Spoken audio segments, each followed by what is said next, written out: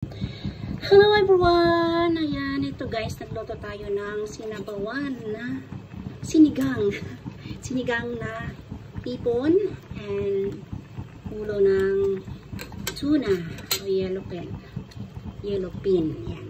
And then, so luto na yung gulay. Ako kasi guys, pag nagsisinigang, hinihintay ko munang lumambot ang gulay bago ko ilagay ang pang-asim dahil wala tayong sariwang sampalok. Hindi ako nakapunta ng paligid para bumili ng sampalok. Dito lang ilalagay natin. So, luto na. Kasi kapag hilaw yung inuna tong pang-asim guys, magiging matigas ang inyong gulay, lalo na itong sitaw o kangkong. So, luto na siya. Saka natin ibubudbud yung sinigang mix. Okay. So, tikman natin kung tama na yung kanyang asim.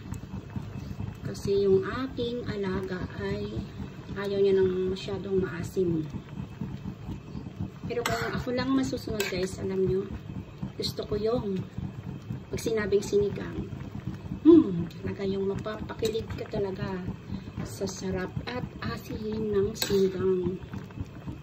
So, ayan. Sabi kasi ng bunso ko, nagsawa na siya sa chicken. Actually, hindi siya nagsasawa sa chicken eh. Nagsawa na lang siya sa isda. So, hindi pa rin siya makakalusot kasi may isda pa rin yan. May hipon nga lang.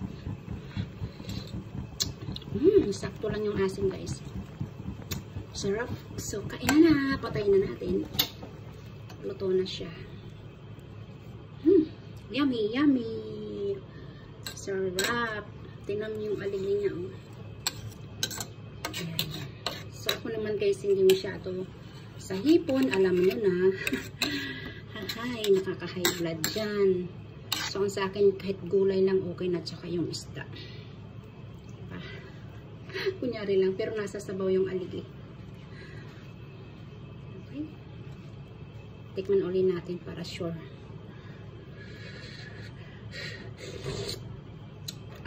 Sure na, sure. Sarap, asim. Nakakakilig. Yummy, yummy, yummy. Yeah, yummy, yummy. Yummy, yummy. Kakain na tayo. Wow. Sarap.